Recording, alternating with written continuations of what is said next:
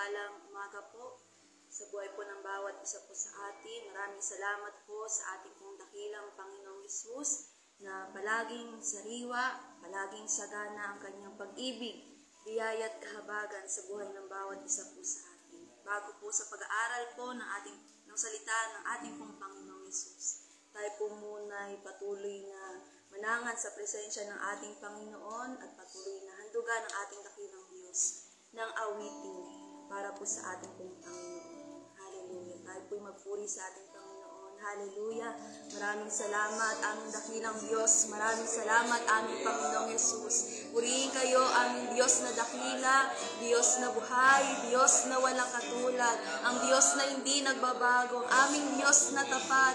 Maraming salamat aming Panginoon sa inyong pong biyaya at kahabagan, O Diyos. Maraming salamat aming Panginoong Hesus. Purihin kayo aming Panginoon. Purihin kayo, O Diyos. Hallelujah, hallelujah. Maraming salamat po aming pong Panginoon. Tayo po'y umawit sa ating pong Panginoong Hesus. Hallelujah. Praise Jesus. Lord, your Lord. Praise Jesus.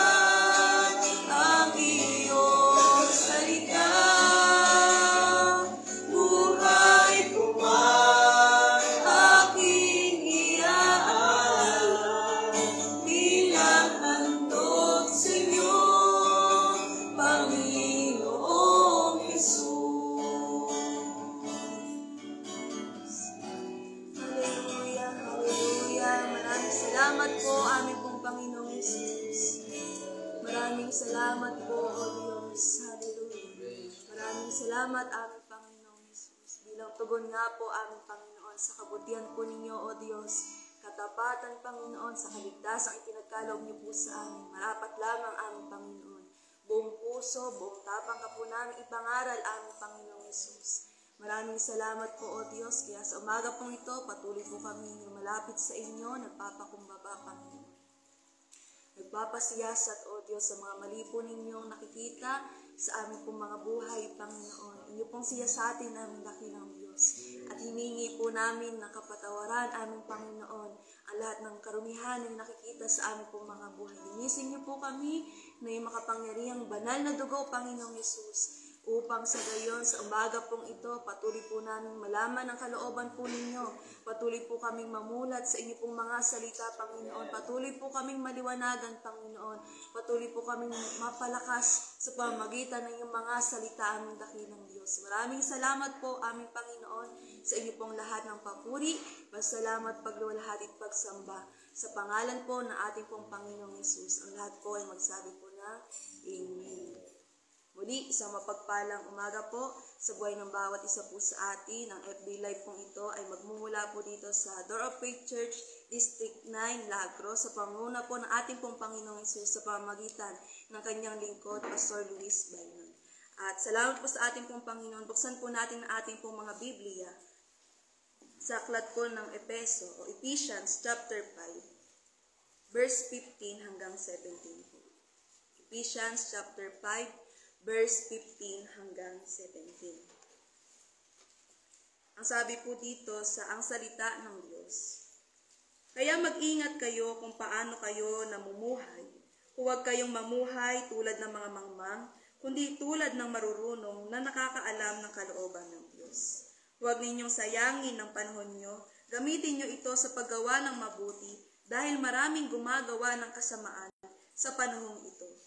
Huwag kayong magpakamangmang, kundi alamin nyo kung ano ang kalooban ng Panginoon na gawin ninyo.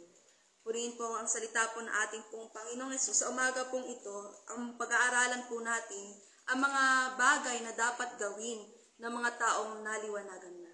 Sa ating pong binasang teksto sa Ephesians chapter 5, verse 15 hanggang 17, ito ay nagpapaliwanag ng mga ilan lamang sa mga bagay na dapat po nating gawin bilang mga taong naliwanagan na po o bilang mga taong nakipag-isa na sa ating pong Panginoong Hesus. Bago po sa kapitulong ito, sa chapter 5, ay ipinaliwanag po ng malinaw ni Apostol Pablo sa mga unang kapitulo yung kung paano po tayo nakipag-isa sa ating pong Panginoong Hesus. Ipinakita o ipinahayag po ni Apostol Pablo sa mga kapitulong ito ang kung paano po tayo inilagay sa estado ng Panginoong Hesus na mula sa kadiliman ay ngayon po ay tayo po ay namumuhay na sa liwanag. At salamat po sa ating pong Panginoon. Sa chapter 1, ipinahayag po ni Apostol Pablo ang mga pagpapalang espiritual na ating pong tinanggap sa pamamagitan po ng pakikipag-isa natin sa ating pong Panginoong Hesus. Na una pa lamang ay tinalaga na tayo ng ating Panginoon para mamuhay ng banal, pinagpala sa lahat ng pagpapalang espiritual sa pamamagitan po ng ating pong Panginoong Hesus at lahat ng mga pagpapalang espiritual na ito ay tinanggap natin dahil lamang po sa ating pong Panginoon. At sa chapter 2 po, ipinaliwanag ni Apostol Pablo kung paano po tayo binuhay muli kasama po ng ating pong Panginoong Hesus. Na noon itinuring po tayong patay dahil po sa ating pong mga kasalanan. Sa harapan po ng ating pong dakilang Diyos, tayo po ay patay dahil po tayo po ay nasa ilalim ng pagkakasala. Dati po tayo po ay itinuturing na mga anak ng pagsuway, anak ng kagalitan at sakop po ng kapangyarihan ni Satanas dahil po sa ating pong mga kasalanan. At patuloy na ipinaliwanag ni Apostol Pablo sa chapter 2 kung paano po tayo binuhay muli sa nakalakip ng ating pong Panginoong Hesus sa pamagitan po ng awat pag-ibig po ng ating pong Panginoong Hesus. At sa chapter 3 naman po, ipinaliwanag po ni Apostol Pablo at ipinahayag ang plano po ng Diyos sa ating pong mga hindi Hudyo o hindi po kabilang sa bayan po ng ating pong Panginoong Hesus. At ipinakita din po ni Apostol Pablo kung gaano po siya nagagalak at gaano niya po nakikita yung kadakilaan ng pag-ibig ng Diyos sa kanya pong buhay at sa buhay po ng bawat isa po sa atin sa chapter 3. At sa chapter 4 naman po makikita po natin tayo po bilang mga mananampalataya ay iisang katawan na po sa pamagitan po ng ating pong Panginoong Hesus. Ang lahat po sa atin ay pinag-uugnay-ugnay ng ating pong Panginoon. Kung paano pong nag-uugnay ang bawat parte ng ating pong mga katawan, ganon din po ang buhay ng bawat isa po sa atin sa pamagitan po ng ating pong Panginoong Hesus. At sa chapter 14 po, makikita po natin yung bagong buhay na meron po tayo sa pamagitan po ng ating pong Panginoong Hesus. Kaya dito po sa chapter 5 at sa chapter 6, ipinapahayag naman po ni Apostol Pablo, ano po yung response po natin sa mga bagay na iyon na tinanggap po natin sa pamagitan po ng ating pong Panginoong Hesus. Kaya ito pong pag-aaralan po natin ay ilan lamang po sa mga bagay na yun. Yung mga dapat po nating gawin bilang mga taong naliwanagan na po at bilang nakipag-isa na po sa ating pong Panginoong Hesus. Kaya doon po sa ating pong binasa sa Ephesians chapter 5 verse 15 hanggang 17, ang una po bilang mga taong naliwanagan na, ang isa sa mga dapat po na sa isang taong marunong o isang taong matalino sa harapan po ng mga tao sa sanlibutan ito. Pero sa harapan po ng ating pong dakilang Diyos, ang tunay na may alam, may runong o may dunong ay yung mga taong sumasampalataya po sa ating pong Panginoong Hesus. Sinasabi po sa aklat po ng 1 Corinthians chapter 1 verse 18, ating pong basahin. 1 Corinthians chapter 1 verse 18. Ang sabi po dyan, ang mensahe ng pagkamatay ni Kristo sa krus ay kamangmangan para sa mga taong napapahamak, ngunit sa mga naliligtas, ito'y kapangyarihan ng Diyos. Basahin ko pong muli, ang mensahe ng pagkamatay ni Kristo sa krus ay kamangmangan para sa mga napapahamak, ngunit sa mga naliligtas, ito'y kapangyarihan ng Diyos. Yung ginawa ng ating pong Panginoong Hesus sa krus ng Kalbaryo sa mga tao po sa sanlibutan o hindi po sumasampalataya sa ating pong Panginoong Hesus, ito po ay kamangmangan o ito po ay walang kabuluhan. Ngunit sa atin po bilang mga tumanggap sa ating pong Panginoong Hesus, sumampalataya sa natapos na gawa ng ating pong Panginoong Hesus, ito po ay karunungan, ito po ay kapangyarihan sa buhay ng bawat isa po sa atin. Kaya sino po ang tunay na marunong sa harapan po ng ating pong dakilang Diyos? Kaya sino po ang tunay na may alam sa harapan po ng ating pong dakilang Diyos? Walang iba kundi tayo po na sumasampalataya sa ating pong Panginoong Hesus. Kaya patuloy na makita po sa ating pong mga buhay, ang ating pong pananampalataya, ang bagong buhay na ipinagkaloob po sa atin na ating pong Panginoong Hesus. O yung pananampalataya po natin ay makita po sa buhay ng bawat isa po sa atin. Ang tunay na marunong sa harap ng Diyos ay ang mga taong sumasampalataya po sa ating pong Panginoong Hesus. Kaya sunod po, ano pa po yung mga bagay na dapat po nating gawin bilang mga taong naliwanagan na. Sa ating pong binasa kanina, sa Ephesians chapter 5 verse 16, ang sabi po dyan. Sa chapter 5 verse 16, huwag ninyong sayangin ang panahon nyo, gamitin nyo ito sa paggawa ng mabuti dahil maraming gumagawa ng kasamaan sa panahong ito. Ulitin ko lamang po, huwag ninyong sayangin ang panahon nyo, gamitin ninyo ito sa paggawa ng mabuti dahil maraming gumagawa ng kasamaan sa panahong ito. Pangalawa pong bagay na dapat po natin gawin bilang mga taong naliwanagan na po, ay huwag po natin sayangin yung ating pong panahon o yung panahon na ipinagkakaloob po sa atin po na ating pong Panginoong Hesus. Always redeeming the time because the days are evil. At sa panahon o yung oras po na ipinagkakaloob po sa atin na ating Panginoon, malaya po itong ibinibigay sa atin na ating pong dakilang Diyos. Ngunit anumang segundo, anumang panahon, ay maaaring kunin po ito ng Diyos sa atin. Anumang panahon o anumang segundo ay maaari kunin po ito ng ating pong dakilang Diyos sa buhay ng bawat isa po sa atin. Ipinagkakaloob po ito ng Diyos sa atin, ngunit kadalasan o maraming tao sa mundong ito, ang ginagamit yung panahon po nila o yung kanila pong mga oras sa mga walang kabuluhang bagay o hindi para sa ating pong dakilang Diyos. Kaya tayo po bilang mga naniwanagan na ay patuloy pong gamitin po natin o wag po nating sayangin yung panahon na ipinagkakaloob po sa atin ng ating pong dakilang Diyos. Sunod naman po, kapag ang panahon po o yung oras na ipinagkaloob po sa atin ng ating pong dakilang Diyos ay hindi po natin ginamit ng tama, hindi na po natin maibabalik yung panahon pong ito o yung oras na ipinagkaloob po sa atin. Ito po yung bagay na hindi na po natin na maibabalik. Di ba nga po maraming pagkakataon sa ating pong mga buhay na lagi po natin nababanggit sa ating pong mga sarili bakit hindi ko ginawa yung bagay na ito? Dapat noon pa lamang ay ginawa ko na to. O sa mga sumampalataya sa ating pong Panginoong Hesus na mga edad 30 plus pataas na po, maraming nagsasabi, dapat nakilala ko ang Panginoon nung ako'y kabataan pa o mas bata pa, upang patuloy na mas mahaba pa yung oras na nailaan para sa paglilingkod po sa ating pong dakilang Diyos. Yung panahon o yung oras, kapag naaksaya na po natin ito o lumipas na po, hindi na po natin ito maibabalik. Kaya sa bawat oras na ipinagkakalob po sa atin ng ating pong dakilang Diyos, ay magamit lamang po natin ito sa pinakamabuting paraan na sang-ayon po sa kalooban po na ating pong dakilang Diyos. Sabi po dyan sa verse 16, gamitin nyo ito sa paggawa ng mabuti dahil maraming gumagawa ng kasamaan sa panahong ito.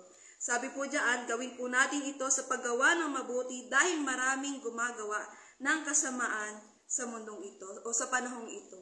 Sa ating pong panahon ngayon, marami po tayong nababalitaan kahit yung mga bata po ay kaya na pong gumawa ng mga karumal-dumal na mga pagkakasala na ating pong makikita sa lipunan pong ito. Kumbaga talagang pasama na po ng pasama ang mundong ito. Kaya tayo po bilang mga taong naliwanagan na sa tulong at kapangyarihan po ng ating pong dakilang Diyos, ay gawin po natin kung ano yung mabuti, kung ano po yung kalooban po ng ating pong dakilang Diyos. At sa paano po natin malalaman ang kalooban po ng ating pong Panginoong Hesus. Walang iba kundi sa pamagitan po ng kanyang mga salita.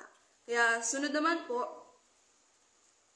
sa panahon pong ito, sa patuloy po nating pamumuhay bilang mga taong naliwanagan na po, ay patuloy na makita po sa ating pong mga buhay. Sa anuman po mga larangan, kung tayo man po ay nag-aaral, nasa trabaho man po, sa ating pong mga tahanan, o sa paglilingkod, sa mga ministeryo, patuloy nating pagbutihin, palagi nating pagbutihin dahil nalalapit na po ang muling pagbabalik ng ating pong Panginoong Hesus. At para makita ng mga taong sa sanlibutan kung ano yung kaibahan na ating pong buhay ng mga taong naliwanagan na at sumasampalataya po sa ating pong Panginoong Hesus. Kaya sa tulong po ng ating pong Panginoon ay patuloy po itong makita sa buhay ng bawat isa po sa atin. At sunod naman po, ano pa po yung bagay na dapat po natin gawin bilang mga taong naliwanagan na. Sunod naman po ay patuloy po nating alamin kung ano po yung kalooban po ng ating dakilang Diyos, o dapat po ay alam po natin ang kalooban ng ating dakilang Diyos. At kalakip po nun ay gawin po natin kung ano po yung kalooban po ng ating pong dakilang Panginoon. Sa verse 17 po, huwag kayong magpakamangmang, kundi alamin nyo kung ano ang kalooban ng Panginoon na gawin ninyo. Ulitin ko lamang po, huwag kayong magpakamangmang, kundi alamin nyo kung ano ang kalooban ng Panginoon na gawin ninyo. Sabi po dyan ng ating pong dakilang Diyos, kailangan po ay alam po natin kung ano po yung kalooban ng ating pong Panginoong Hesus na dapat po natin gawin. Sabi po dyan, kaugnay po nung ating pong unang na pag-aralan o aking pong unang nabanggit kanina, ang tunay na may alam sa harapan po ng ating dakilang Diyos o marunong sa harapan po ng ating pong dakilang Diyos ay yung mga taong sumasampalataya, ang bawat isa po sa atin. Tayo po yung tunay na marurunong sa harapan po ng ating pong dakilang Panginoon. Sunod naman po ay kaugnay po nung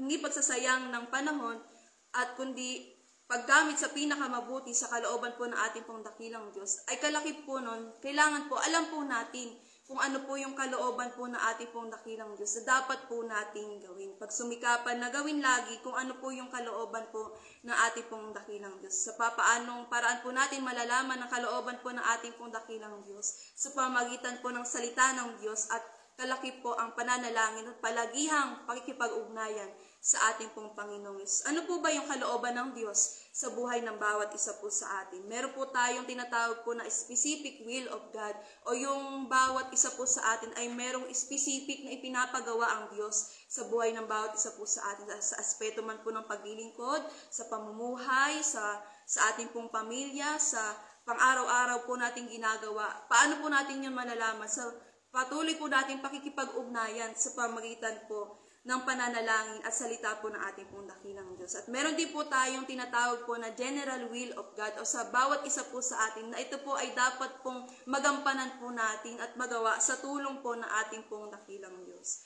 Una po ay ipangaral po ang salita po ng ating pong Panginoon o gawin po yung Great Commission na ipinapagawa ng ating pong Panginoong Hesus. Di ba po sinasabi po sa Mateo chapter 28 verse 18 hanggang 20 na ipangaral po natin ang salita po ng ating pong dakilang Diyos. O yung nakaraan pong tema sa kabuuan po ng Door of Faith Church ay yung Go, Believe, and Experience na ating pong ipangaral at patuloy na makapagdisipulo ng marami pa at patuloy na marami pang sumampalataya sa ating pong Panginoong Hesus. Sunod naman po, ano pa po yung general will of God sa buhay ng bawat isa po sa atin.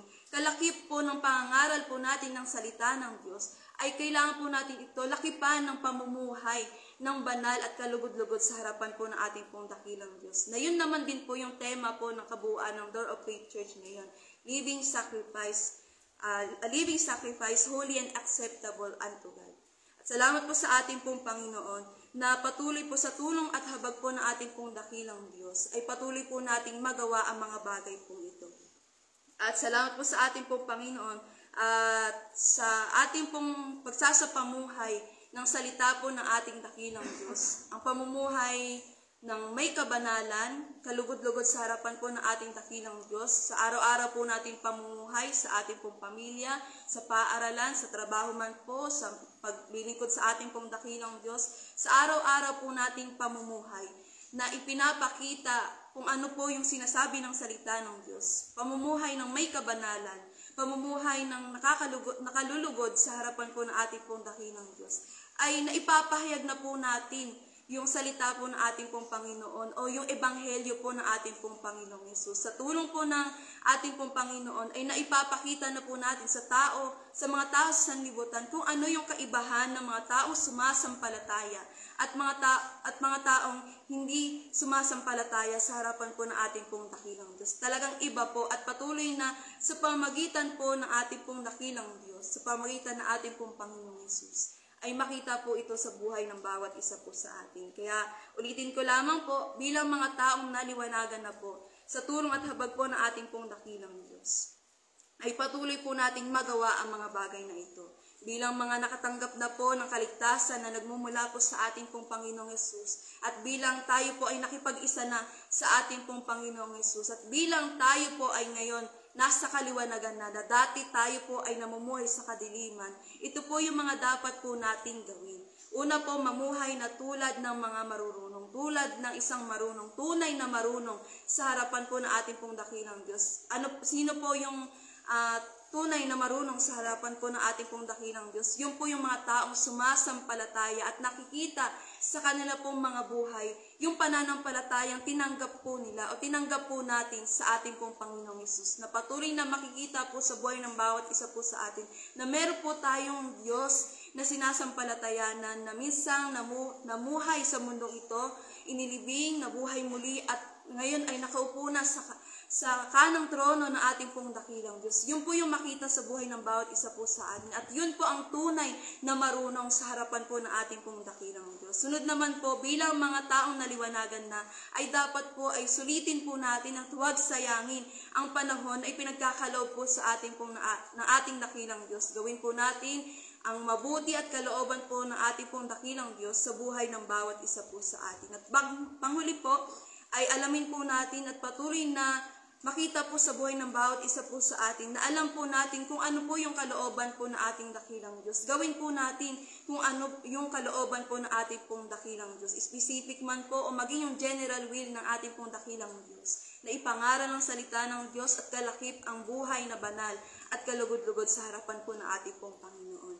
At bilang mga tao pong naliwanagan na, yun po yung ilan lamang sa mga bagay na dapat po nating gawin. At salamat po sa ating pong Panginoon sa Kanya pong mga salita, at patuloy lamang sa tulong at habag po ng ating pong dakilang Diyos ay makita po sa buhay ng bawat isa po sa atin hanggang sa muling pagbabalik ng ating pong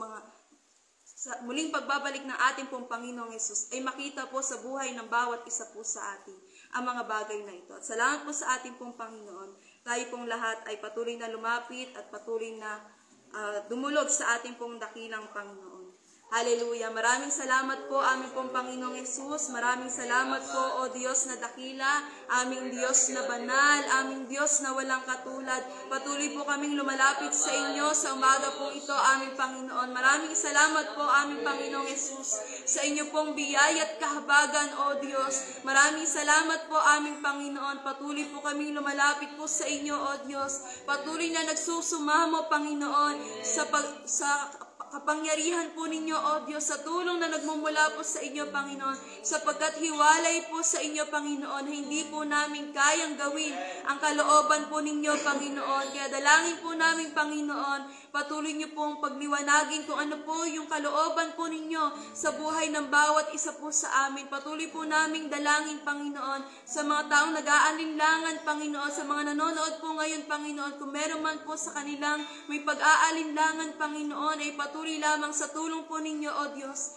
ay maging maliwanag po ang kalooban po ninyo sa kanila pong mga buhay, Panginoon. Patuloy niyo pong palakasin ang bawat isa, patuloy na samahan at patuloy na pag-umapawi ng kapangyarihan po ninyo sa aming pong mga buhay. Patuloy lamang aming Panginoon, kayo ang maghari sa aming pong mga buhay, O Diyos. Kaya dalangin po namin, Panginoon, sa umaga pong ito, O Diyos, sa buhay ng bawat isa po sa amin, sa kabuuan ng Door of Faith Church, Panginoon. Hallelujah. Kayo po ang patuloy na kumilos, O Diyos, sa mga lingkod po ninyo, sa mga mananampalataya, sa iglesyang ito, aming nakilang Diyos. Kayo po ang patuloy na kumilos sa amin po mga buhay. Tulungan niyo po kami, Panginoon. Tulungan niyo po kami, aming dakilang Diyos. Kahabagan niyo po kami, aming Panginoon. Patuloy niyo po kaming tulungan, Panginoon, na magawa kung ano po yung kalooban po ninyo, Panginoon, na patuloy sa amin pong mga buhay. Makita aming Panginoon na kami po ay meron pong sinasampalatayanan na isang Diyos na buhay, Diyos na makapangyarihan sa lahat. Patuloy lamang sa tulong po ninyo, Panginoon, ay magawa po namin kung ano po yung kalooban po ninyo, aming dakilang Diyos, sa buhay ng bawat isa po sa amin, aming Panginoon. Tulungan niyo po kami, aming Panginoon. Tulungan niyo po kami, aming dakilang Diyos. Hallelujah. Hallelujah. Maraming salamat po, aming Panginoon. Pinagpapala po namin sa pangalan po na aming pong Panginoong Yesus.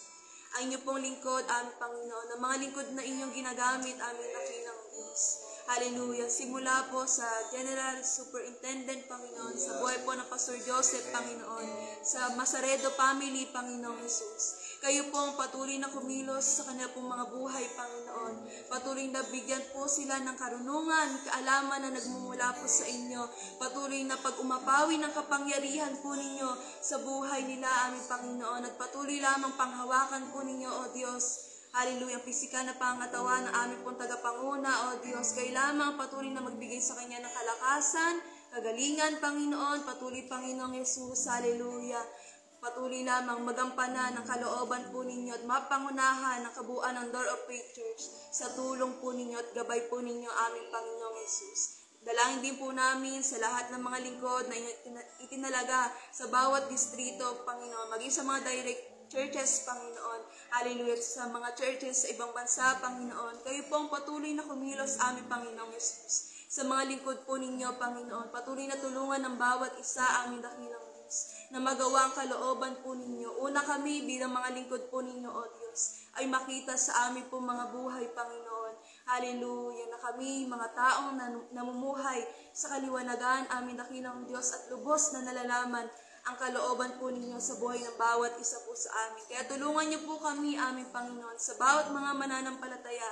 Tulungan niyo po kami, aming Panginoong Jesus, na magawa ang kalooban po ninyo, Panginoon, at sama-sama niyo po kaming masumpungan na nagtatapat po sa inyo, aming dakilang Diyos, at sumasampalataya sa inyo, aming Panginoon, at ginagawa ang kalooban po ninyo sa buhay ng bawat isa po sa amin. Maraming salamat, aming Panginoong Jesus. Sa inyo po namin ipinagkakatiwala ang aming pong mga buhay. Patuloy niyo po kaming punuin, patuloy niyo po kaming kausapin, Panginoon, patuloy na maging malinaw sa aming pong mga buhay ang kalooban po ninyo, O Diyos. Maraming salamat po, aming Panginoon. Sa inyo po ang lahat ng papuri, pasasalamat, pagluwalhati at pagsamba. Sa pangalan po ng ating pong Panginoong Yesus, ang lahat ng anak ng Diyos ay magsabi po ng Amen. Salamat po sa ating pong Panginoon. Ang pagpapala ng Diyos ay sumagana sa buhay ng bawat isa po sa atin.